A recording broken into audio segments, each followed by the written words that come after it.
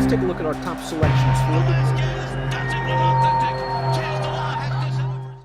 Hi, everybody. Dan Illman, Mike Beer. The feature race at Gulfstream Park on Saturday is race number 10. We're going to throw up the field for the Grade 3 $100,000 tropical turf. It is really an intriguing field because you've got several quality horses returning off of layoffs. You've got several horses that, quite frankly, are in and outers, including your morning line favorite, the 6 Analyze It. Horses switching surfaces like the 3 Ride a Comet. It's really an interesting race, Mike, and it appears that there's some pace.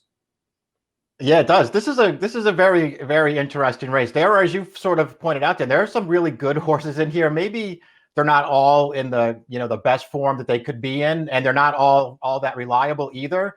But man, if everybody in here shows up with their good race, this is going to be a war. I think the key to this race is going to be the pace. Now, Timeform US has this a red bar situation. They've got Analyze It. They've got the defending champion Tusk. They even have Flying Scotsman out there close to the pace. I'm not sure if this pace is going to be run at such a breakneck speed. I don't think Frostmourne's going to get the trip he had last time on the lead, but I wouldn't be surprised if he does make the front going into the first turn. Yeah, I won't be surprised if that happens either. I'll be honest, Dan. I guess we'll see what happens with the 7 Tusk and the 9 Flying Scotsman. I guess they could show speed.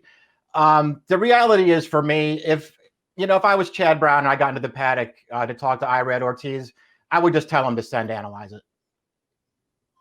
I think that's a fair point because Analyze It has run very well on the lead, and you can argue if he runs his best race, he's the best horse at this distance. We'll start with the 1 Admission Office. Now, this was a horse that was in really good form last year at Gulfstream Park, second in the McDermott. He made Zulu Alpha run that day. Zulu Alpha was probably the best turf horse in the country at that point in time after winning the Pegasus World Cup. And then he won the Grade 3 Louisville from off the pace in his most recent outing. Now, the Louisville, he beat some nice horses. The race didn't come back immediately strong, and he hasn't run since. So you win a graded stakes race, and then you're off for 7 months. Something's gone wrong. And one more thing, and I know this is a bit lengthy, while I always thought this horse was good at middle distances, he really got good when they stretched him all the way out. All those things are true. They did sort of concentrate on longer races, at least for whatever kind of 2020 campaign he could get underneath him, and it wasn't much of one. But I think he's fine over any distance. Dan, I just think he's a good horse. Maybe he's going to need one off the bench. You're right that winning a Grade 3 in June as a turf horse and then not running again is a very bad sign for him. But he's a really good horse, and he could easily beat this field. He's going to need a trip because he doesn't have a lot of early speed. So pace and race luck, very important for a horse like Admission Office. Casa Creed was good enough to win the Hall of Fame at Saratoga as a 3-year-old. He was winless last year, but he did some good things. In the 4-star Dave, I thought he was a bit pace compromised, and he came with a little bit of a run at the end to finish 3rd. And they tried a change of tactics in the Shadwell Turf Mile. They were very aggressive with him coming out of the gate, and he took him to about the furlong pole before getting tired. I won't hold the Breeders' Cup Mile against him. I like his tactical speed, but he's one of those in and outers. Yeah, he is. He's a little underrated too, I think. I don't know that this horse ever really got to do maybe he had coming for him. He's actually a pretty nice horse. I thought his Shadwell Turf was good. I thought his 4-star Dave was good. I wasn't blown away by either of those performances, but I thought he ran well both times. He's very versatile. He's probably going to be a fair price in this race. I could use this horse. Mark Cassie's done a masterful job nursing the 3 Ride a Comet back into health. This is a horse that always had a ton of ability. He won the Del Mar Derby as a 3-year-old, and then he missed his entire 4-year-old campaign. He came back off, look at this, a 2-year layoff. He won 2 races at Woodbine sprinting on the synth, including this performance, the Kennedy Road. And he took down, well, it doesn't get a bigger scalp than this in Pink Lloyd at Woodbine. And this horse just was much the best. He saved ground at the back. He comes outside, and Patrick Husbands is hands and heels before he takes him in hand late. Yeah, this is what he looked like in both of his starts. Sprinting on the synthetic up there, Dan, when he came back from that long layoff. I mean, he just crushed both of those fields from off the pace. And as you pointed out, I mean, he was a really good turf horse as a 3-year-old. I mean, I was a huge fan of this horse. I didn't know what happened to him. I was actually surprised to see him back in the entries late last year, but he showed that he can still run. This is a really, really good horse. It's going to be very interesting to see what he does here because, even with those 2 wins under his belt on the synthetic, it's not like he doesn't still have, I guess, something to prove against a field like this. And we'll see Lasix off again, all these horses at Gulfstream Park in the graded stakes division. Dr. Mounty is the number 4. Dr. Mounty's okay when you give him the right trip. Case in point, 3 starts back, the Henry Clark at Laurel, where he was just allowed to walk on the easiest kind of pace, and he was able to score that day. He then ran over Yielding Going in the dinner party, and it was a race where he didn't control the pace. Factor this did. And all in all, Dr. Mounty ran okay. Last time out in the Red Smith, really the only choice Dylan Davis had from that post was to take him back to last, hope for the best, and he just flattened out a bit late at a distance that's a bit too far. I think he's somewhat of a sleeper in this race at a price.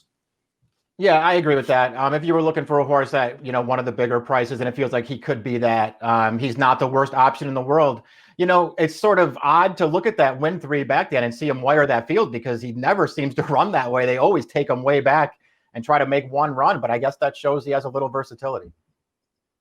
It's a shame that Frostmourne's career has just been interrupted by fits and starts and various injuries, because he was very talented at 2, very talented at 3 as a multiple graded stakes winner. And listen, he ran once in 2019, once in 2020. His race in 2020 looks great on paper, a 102 Beyer speed figure performance, but it was a race in which he was able to walk on the easiest lead in a race where there was no closing going on at all.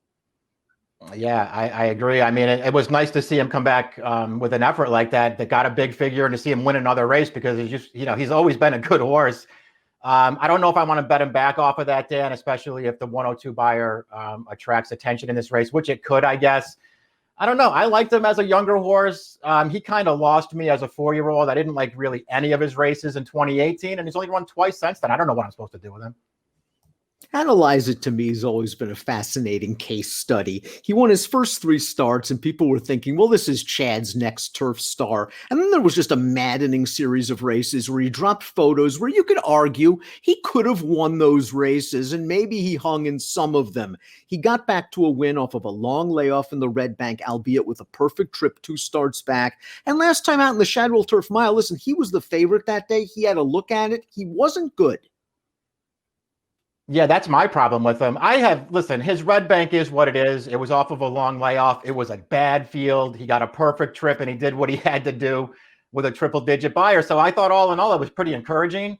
He didn't run well at all in the Shadwell Turf. And as a horse who just feels like he's got to take money in here, I don't know how much I trust him. I'm not going to be surprised when he wins. Again, if he was mine, I would tell Irad to send him and try to wire this field.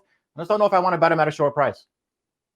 Tusk, the number 7, won this race last year. He had a perfect trip in that race, saving ground in the pocket, came outside, ran down the speedy Gadoo. He's another horse that had an abbreviated schedule in 2020. His only other race came last month in the Claiming Crown Emerald. You could argue it was a prep. He tired at the end, and he should be tighter for this assignment. When he won the Tropical Turf last year, that was when Safi Joseph was winning just about everything in sight.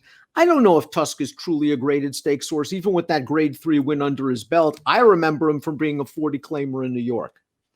Agreed. And when he won this race last year, he beat Gadoo and Murad. This is a way tougher running of this race. And listen, he got a perfect trip last time when he won this race last year. I don't know if he's going to get a perfect trip again. Maybe he will.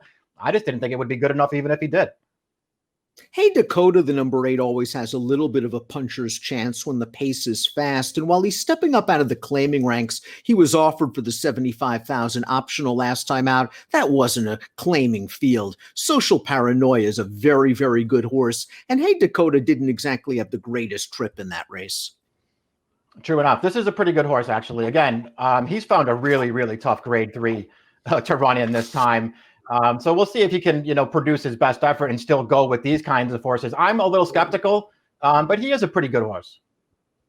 I really liked Flying Scotsman as a 3-year-old when he won the when he ran second in the Woodchopper, pardon me, as a 2-year-old when he won the Cecil B. DeMille. He just didn't pan out at 4 for one reason or another. Maybe it was a lousy post in the Canadian turf. Then the Kentucky Cup Classic on synthetic. Maybe that's not his surface. And last time out, he just didn't really fire. He ran into Ivar, who turned into a revelation, came back to run 3rd in the Tourist, won the Shadwell, and then 4th in the Breeders' Cup Mile. But this is a tough spot. It is. I wouldn't argue with anybody who, wanted to give him another chance here off the layoff and just hope that maybe some of the bigger names in the race don't fire their best shot, because that's been known to happen. Because I think you're right. This horse maybe was cut out to be pretty good. I mean, what are you supposed to do with his last 3 races? He only managed to make those 3 starts as a 4-year-old. So to me, he's never really had a chance to develop after a pretty good beginning to his career. Maybe he's ready to start stepping it up here. Denny's going to be a price. Fun race. Let's take a look at our top selections for the Grade 3 Tropical Turf. Mike, you're going with Ride a Comet, and I think I'm mad at myself that I didn't upgrade this horse a little bit more, because just visually from his most recent race, it looks like he is back. It really does. It'll be interesting to see what happens with him here, Dan. I like him as a horse. I feel like they found a good spot here, not only because he comes in form off of 2 races already, but he's catching some others off of layoffs. He's catching, some of the shorter prices aren't all that reliable. He might actually be a fair price again, and I think he can beat this field. Frostborn generally is not my type of horse, coming off a big fig win where he was, just kind of had everything his own way from a trip standpoint, but he's versatile enough to sit if need be. It's not like he's going to be the favorite in here. I think he'll at least be in contention turning into the stretch. 5-4-1-6 for me, 3-1-2-6 for Mike. It's the Grade 3 Tropical Turf, the feature at Gulfstream on Saturday. Best of luck.